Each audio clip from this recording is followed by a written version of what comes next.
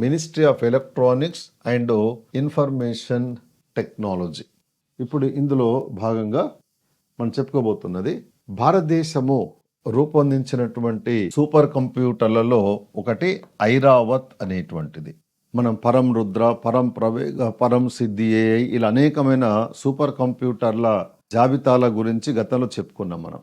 అందులో భాగంగా భారతదేశము రూపొందించిన మరొక AI ఆధారితమైనటువంటి సూపర్ కంప్యూటర్ పేరు ఐరావత్ అనేటువంటిది. ఈ ఐరావత్ ఏదైతుందో 2023 సంవత్సరము నవంబర్ నెలలో జర్మన్లోని హంబర్గ్లో అంతర్జాతీయ సూపర్ కంప్యూటర్ల సదస్సు లేదా కాన్ఫరెన్స్ అనేది జరిగింది.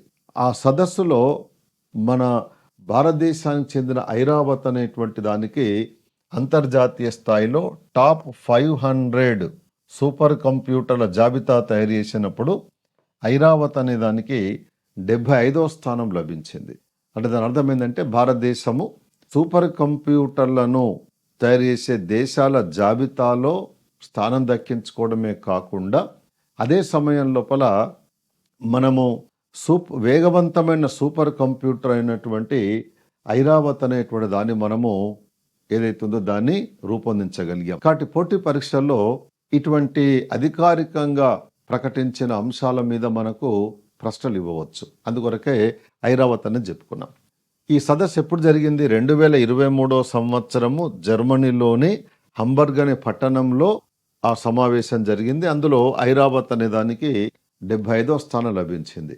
అయితే 2024 సంవత్సరము నవంబర్ నెలలో జార్జియాలోని అట్లాంటాలో ఇంటర్నేషనల్ సూపర్ కంప్యూటర్ కాన్ఫరెన్స్ అనేది నిర్వహించబడ్డది. అందులో కూడా మనము పాల్గొన్నాము. కాకపోతే 2024 సంవత్సరానికి గాను చెప్పుకోదగినటువంటి సూపర్ కంప్యూటర్ను మనము అంటే ప్రపంచ స్థాయిలో అంతర్జాతీయ స్థాయిలో పోటీపడేటువంటి సూపర్ కంప్యూటర్ను మనము తయారు చేయలేదు.